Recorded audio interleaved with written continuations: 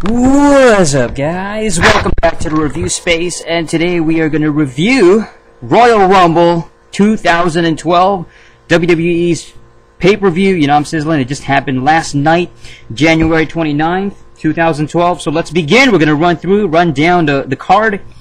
Alright, first up, the first match was Daniel Bryan against Mark Henry and The Big Show in a steel cage triple threat match.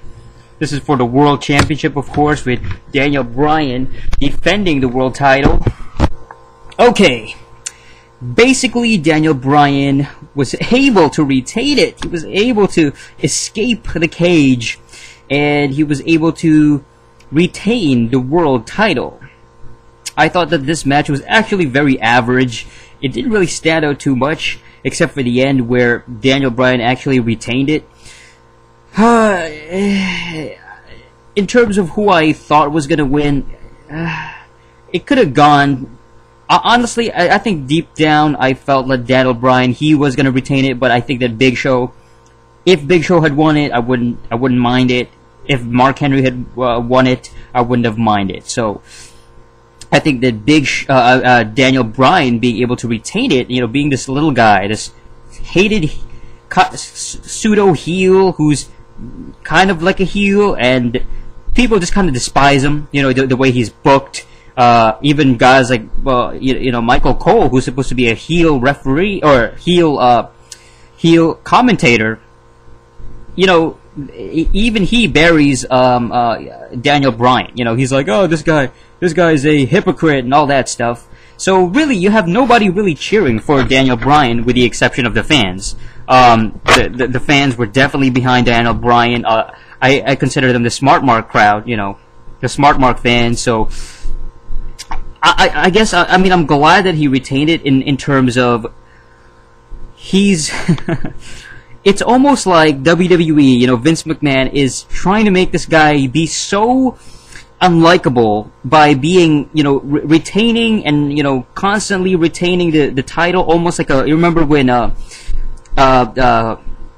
JBL, John Bradshaw Layfield, was kind of that heelish, you know, he was able to just kind of get out of the situation, and he was always able to retain it, you know, no matter the cost, and it was always kind of, you know, in an irritating kind of way, you know, in a non kind of impactful way. It was almost always kind of sneaky, and this was, I mean, granted, the way that he was able to get out of the cage was he was actually able to escape the cage, with Big Show like almost able to prevent him. But they're trying to make him so unlikable. I think that when somebody challenges him for the world title, then it's going to be like, yo, that was awesome. Like, yo, I can't wait for him to lose the championship. Oh man. So next up, second match, we got. This was the Divas match, Beth, Phoenix, Natalya, and it was a tag match, I believe. It was the, oh no, was it the tag match? It was a 4-on-4 match. That's what it was. You know what? I gotta admit, I didn't care about this match. I didn't even watch this, so, you know what? I don't even care about it. All I remember was Beth Phoenix, hitting her finisher on, Kelly, and so I think they got the win. Alright, so next up, the third match, we got John Cena against Kane, and this was just a singles match, really. This one was another, you know, non-impressive match. It didn't really stand out at all. I mean, it was just kind of John Cena and Kane, they were just brawling with each other, pretty much. I mean, eventually they were counted out.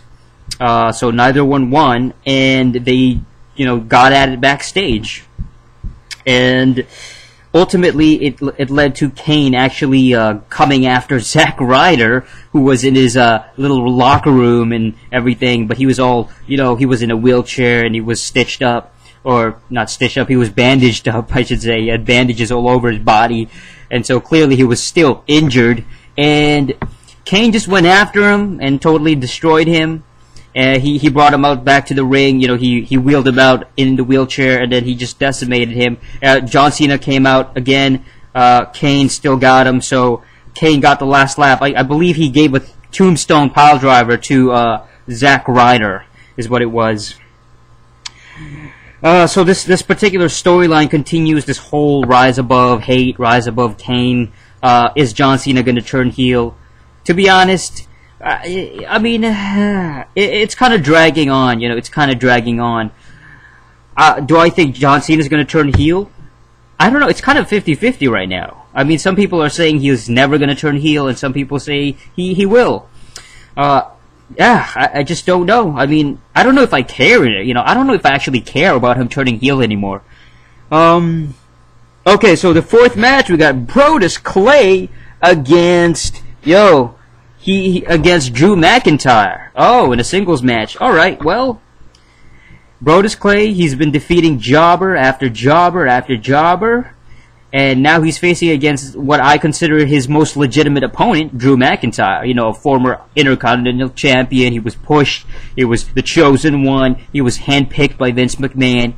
But that was quite a while ago, and Drew McIntyre has fallen off a lot. So it was kind of obvious that he was going to lose. This was basically just a squash match.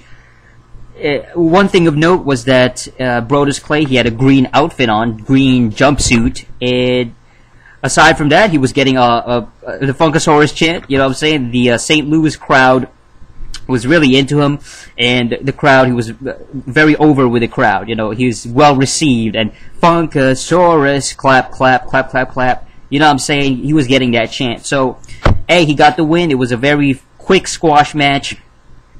I think that at this time, though, it should have been a longer match, to be honest. It should have showcased his abilities a little bit better, because he's doing the same things. He has like 2-3 moves right now, and it's starting to become kind of repetitive, and when he starts doing the same things over and over again, it's going to be really repetitive, and the crowd's going to be, it's not going to be good anymore. It's not going to be cool. It's going to be like, oh, okay, well, this guy's it's very predictable. It's going to be a little too predictable. So he's got to switch it up. He's got to do it soon. He's got to have some more moves in there. He's got to actually have a real match instead of just these squash matches. Okay, fifth match. This was the final, kind of a normal match. This was, Dolph Ziggler against CM Punk for the WWE Championship. Okay, and actually it was John Laurinaitis. He was the guest referee, but then he brought out a real referee, and he would kind of be the secondary referee. So, anyway, at the beginning, he actually took out Vickie Guerrero. He, kicked her out of the ringside, and so the crowd was like, yay! But it was still obvious that he's still kind of like a heelish douchebag kind of guy. So, anyway, this match was actually really good. It was very back and forth, very fast-paced, high energy, a lot of athletic moves and maneuvers, and it was very, it felt like a real wrestling match. It felt like a kind of like a pure, current age wrestling match.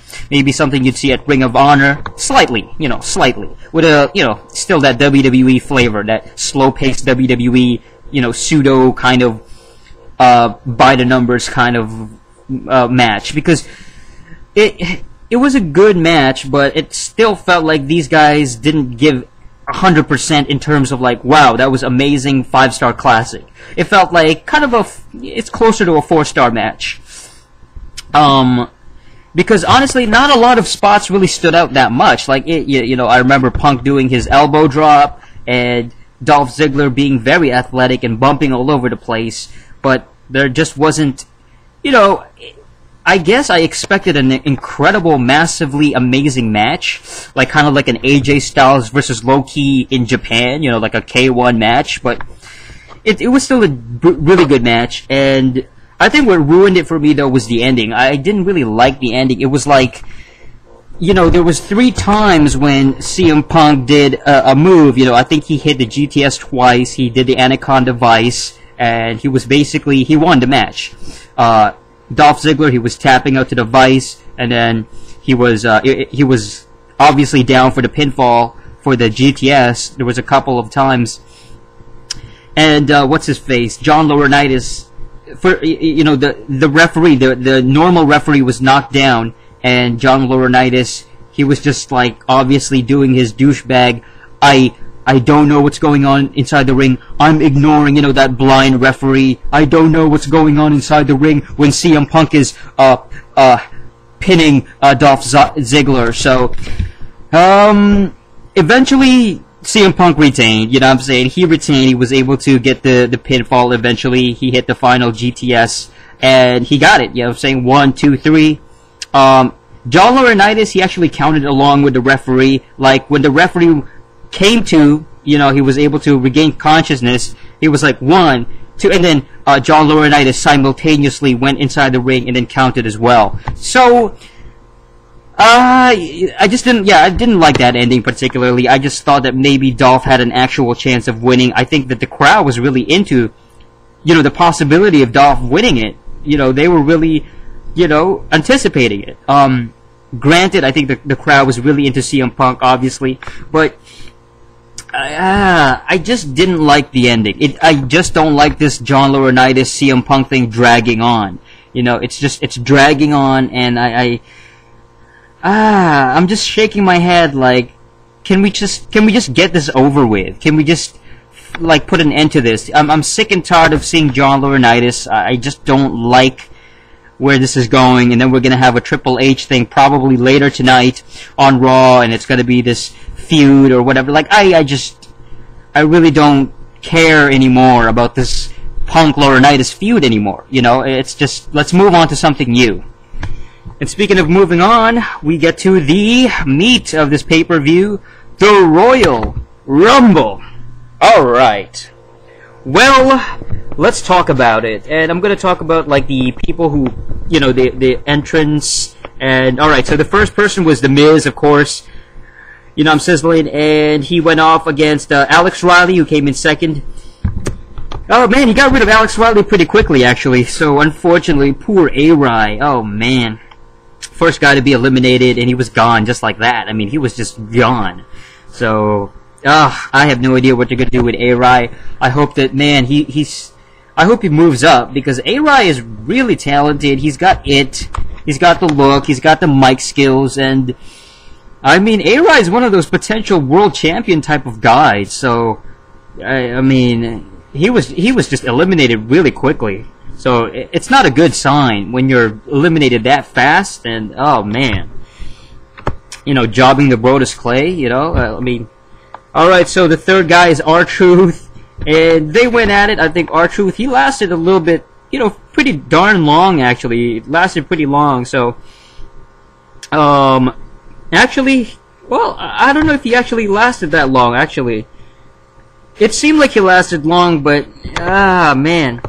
Cody Rhodes, number 4. Cody lasted really long. He lasted 42 minutes, about 42 minutes. At this point, The Miz is still in the match.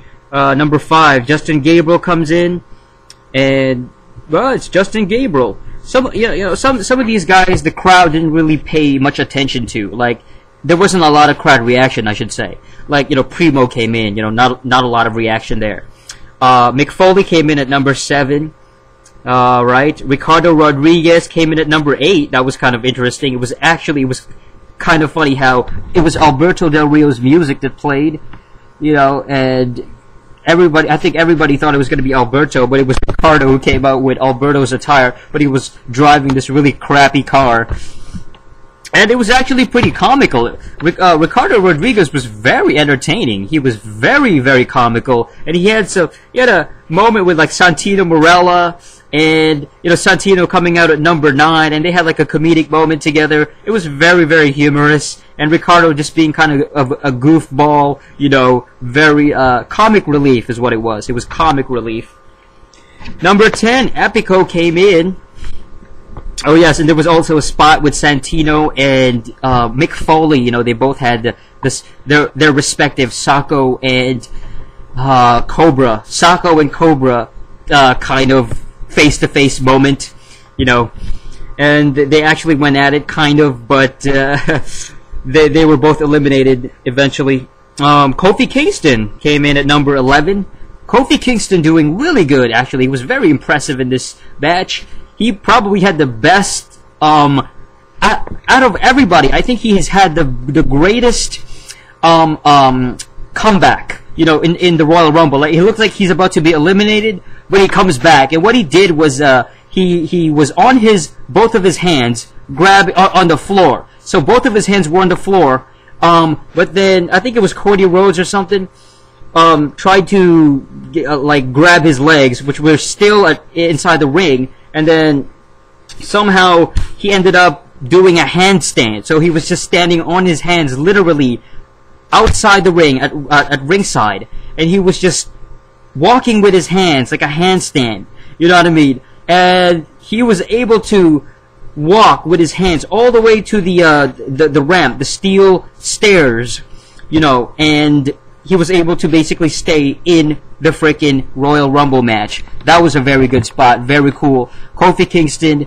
very, very talented guy, and, well, I hope he gets a push, because, I mean, this is why Kofi Kingston is in the WWE. He's some might say he's a spot monkey, he's just an aerial type of guy, but he's very athletic, so, I mean, he's kind of like a Shelton Benjamin kind of guy.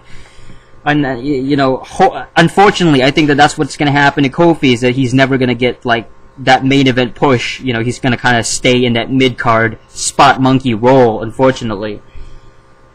Oh, and number 12, we have a kind of a surprise. We got Jerry Lawler.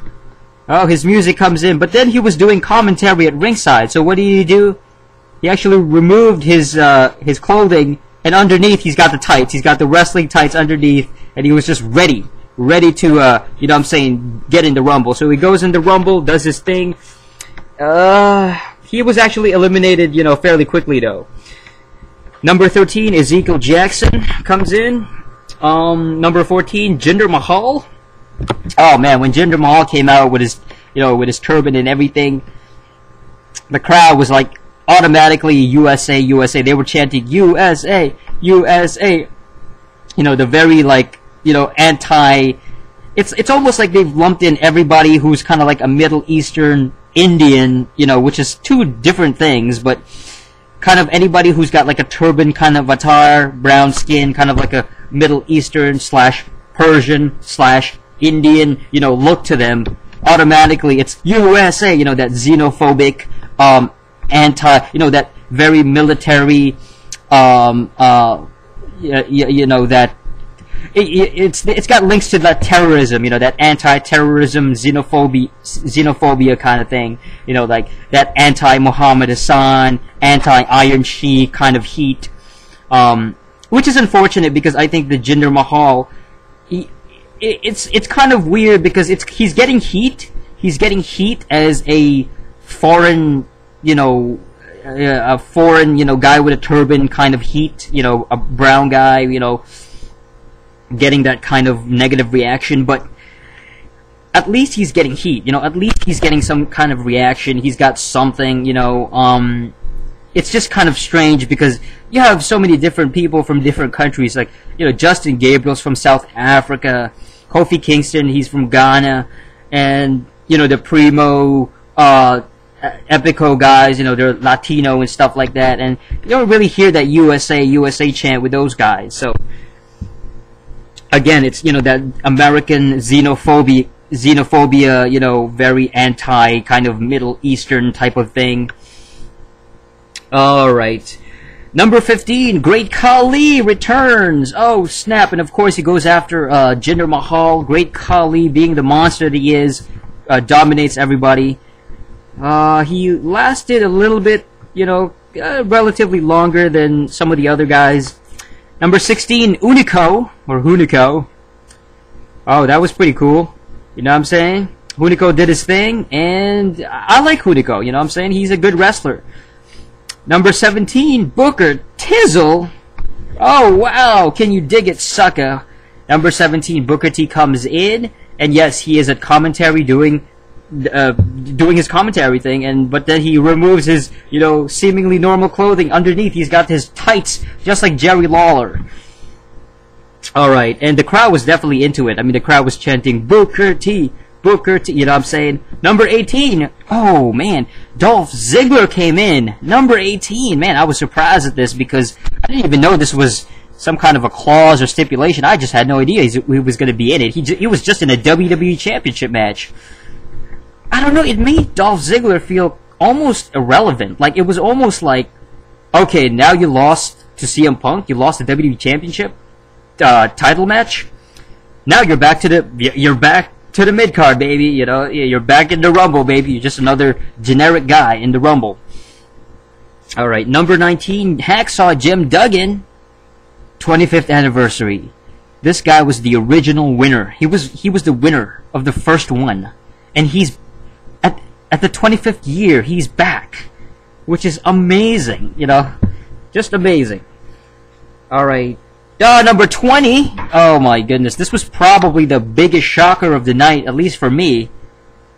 Michael Cole enters the Royal Rumble with his, like, unitard, you know what I'm saying, and his ridiculous, whatever, his earmuffs, headgear, head protector, you know, ear protector, just looking ridiculous, but hey, it's Michael Cole. Scrawny looking, you know, out of shape looking dude, and it was just ridiculous. But he was actually eliminated, funnily enough, by Booker T and Lawler. They kind of pulled his leg down.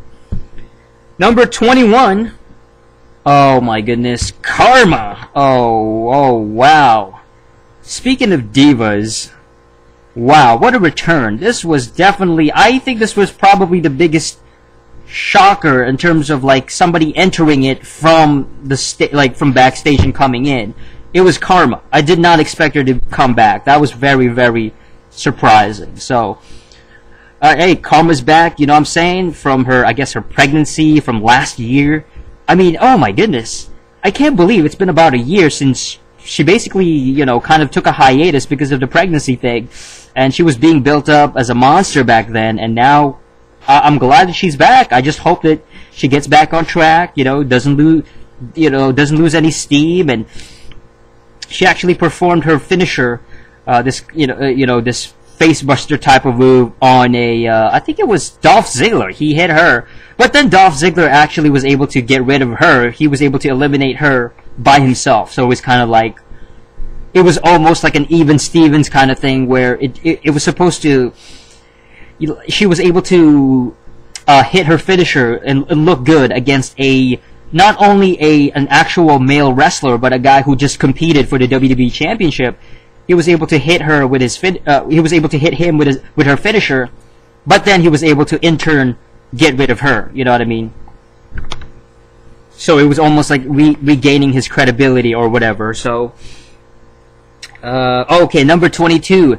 Sheamus, who was my personal pick. This guy was the one that I predicted who was going to win this, and I mean he was. I knew he was going to go far. You know, I knew Sheamus was going to go far, and let's keep going. Number 23, Road Dogg, Jesse James. Oh, you did it, no? Do. Your ass better. Well, it's actually not ass. They don't actually say ass. I can't. Man, it sucks that they had to edit it for this PG audience. You know, this PG era. It's terrible. The real theme music went like this. Oh, you did it, no? Do. Your ass better call somebody. And that's what it was supposed to be. Not, you better call somebody. That sucks. Give me a break. That's retarded. Oh, man, I cannot stand the PG era. Ugh.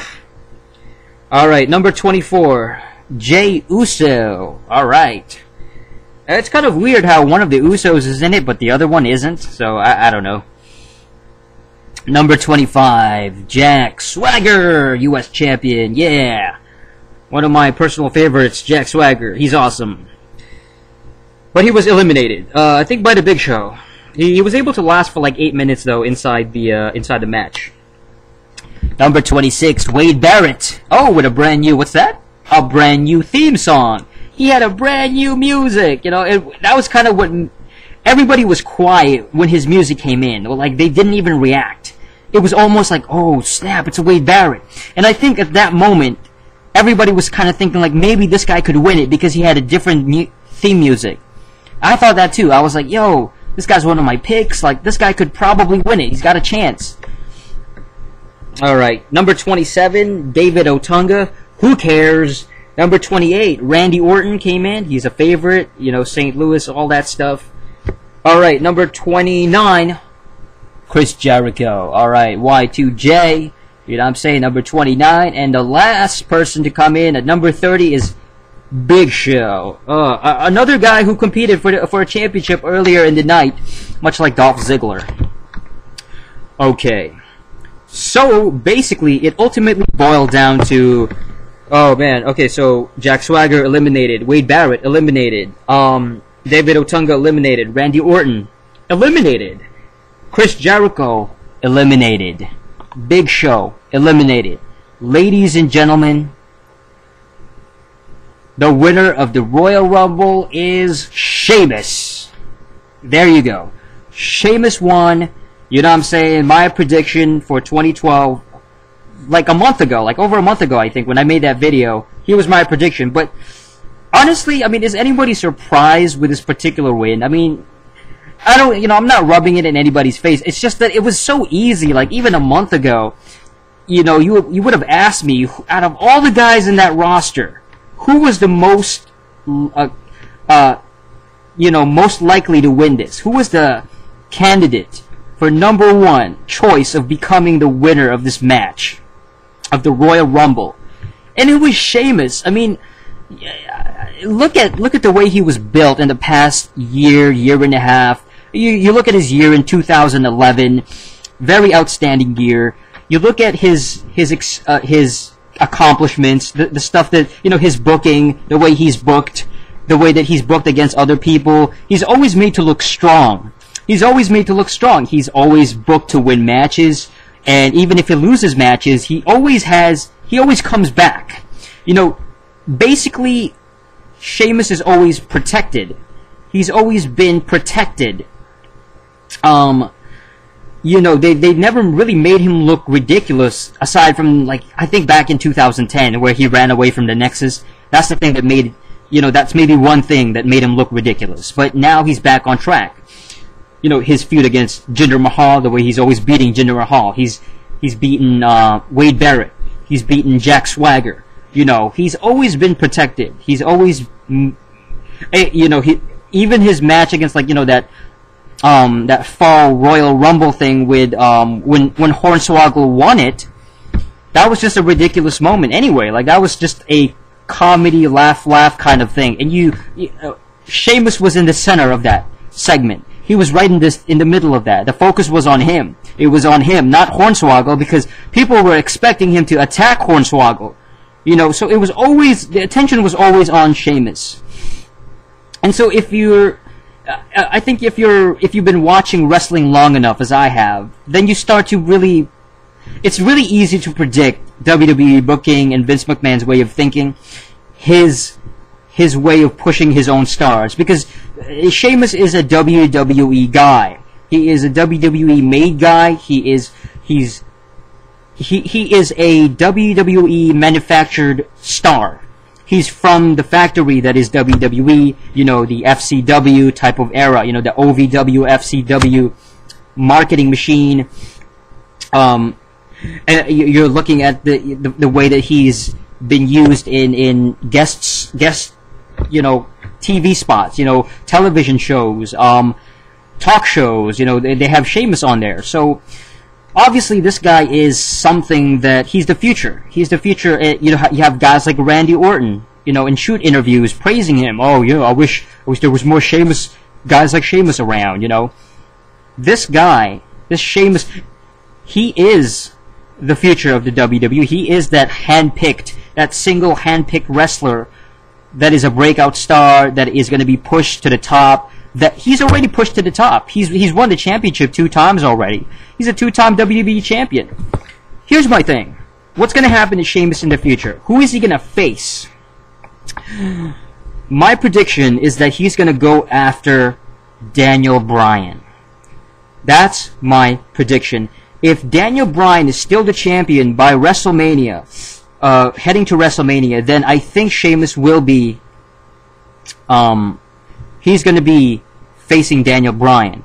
Because they're both on SmackDown. They're both kind of SmackDown guys right now.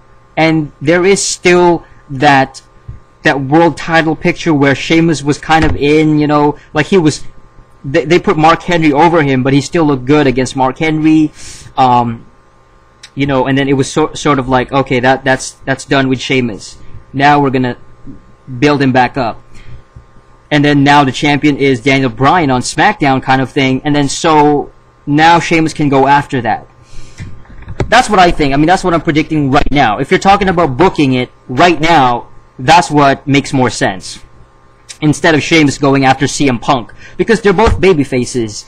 Sheamus is a baby face, CM Punk is a face, so to have a face against face, and it doesn't really even make any sense in terms of kind of bad blood. Like, there's no real bad blood between the two. There's no history between the two. With Daniel Bryan, it's more like the annoying, undeserving heel champion, and he's always kind of getting away in these questionable title retaining, you know, he's always retaining it in a questionable way. They're really making him look bad. So then they're going to want a WWE guy, a Vince McMahon guy, against the ROH champion, Daniel Bryan. Because Daniel Bryan's the independent guy. He's the internet favorite, the internet darling, the fan favorite of the Smart Mark fans. And so you got Sheamus, who is kind of the opposite. He is the WWE mainstream marketing machine handpicked guy. And he's going to go after Daniel Bryan. It makes perfect sense. I know you can argue that, well, it's going to be CM Punk is kind of the same thing. He's an indie guy. He's a ROH guy. But yeah, I think that makes sense too, kind of. But I think that CM Punk is probably destined for somebody else. Like, it just doesn't. I don't know. Yeah, Sheamus is already a former WWE champion, so I think that for him to go after the World Championship, it's a breath of fresh air too. Like, it's a little bit different. You know, he's not going after the same belt. So, I mean, you never know. I mean, things are always subject to change. Like right before, you know, what I'm saying, pretty much like right before the pay-per-view. So there you go. The winner of 2012 Royal Rumble is Sheamus.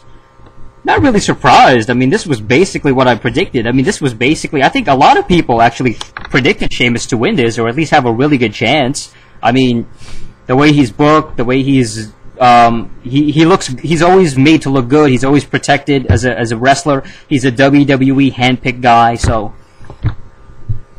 Looking forward, oh man. I mean, just the pay-per-view in review, you know, looking on the pay-per-view itself, it was okay. I think I'd give it like maybe it was really an average pay-per-view. I'd give it like a 6 out of 10, you know, a 6 out of 10. It wasn't tremendously amazing. It wasn't horrible. I think that there was forgettable matches. You know, the matches weren't that amazing. The beginning, you know, the first hour wasn't very impressive. Like, I liked the CM Punk Dolph Ziggler match. That was a pretty good match. The rest of the night wasn't really that good. Like, the Daniel Bryan steel cage thing wasn't great. You know, the Divas, you know, who cares? You know, Brodus Clay squashing, but then that was really quick. I think Brodus Clay should have been in the freaking Royal Rumble anyway. And then as far as the Rumble itself, I mean, I was expecting like guests, like really like crazy, unexpected guys, like, I mean, I don't know, like RVD or something. Like, not RVD himself, but somebody like that. You know, like a real surprise, a guy who used to wrestle. You know, like, I don't know, like maybe Edge could have came back. Like, that would have been really interesting. Just a surprise guest appearance or something like that. Just anybody who's kind of like, who could get a big pop. I was almost expecting The Rock and, you know, Triple H, Undertaker, you know, to kind of make an appearance. I know it wouldn't make sense for The Rock to come in, but I was just kind of half expecting him to kind of make an appearance. You know, Undertaker a little bit, you know. But, you know, again, like, I didn't really...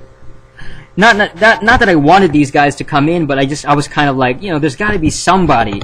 Because you look at the guys who came in, you look at Jerry Lawler. I mean, you know, Booker T. You know, you look at who else? Road Dogg Jesse James. You know, Hacksaw Jim Duggan. Yeah, I mean, we've seen Hacksaw many times already. You know, Road Dogg Jesse James. Like, oh, okay, that was kind of nostalgic. You know, back in the DX days, but I don't know. I guess I just expected more surprises. You know, I was expecting some real wrestlers to come back, and you know, guys from the '90s. You know, like how awesome would it have been if we saw somebody like, man, I don't know, Ahmed Johnson or something. You know, just somebody like that. You know, somebody who I used to mark out for back in the '90s. Like anybody. You know, Ken Shamrock. I don't know. Regardless, again, it was okay pay-per-view. I mean, not much to say. You know, let me know what you guys thought about this particular Royal Rumble. You know what I'm saying, in the comment section. And yeah, stay tuned and watch. You know, I'm gonna be watching Raw for sure. Just see how all this unfolds. Now that Sheamus is the winner, it's gonna be like, well, because I mean, they had promos. They had a lot of promos at the night, and then they had like the Elimination Chamber promo, and it showed Sheamus, and the font of it at the end was green and white, and that's like Sheamus's colors, and he was doing the promo. So I that like further solidified my prediction. Like I was like, oh man, they're really going with this Sheamus thing. So all right, that's it. Check out the rest of the channel. Comment, rate, subscribe, and until next time, ciao.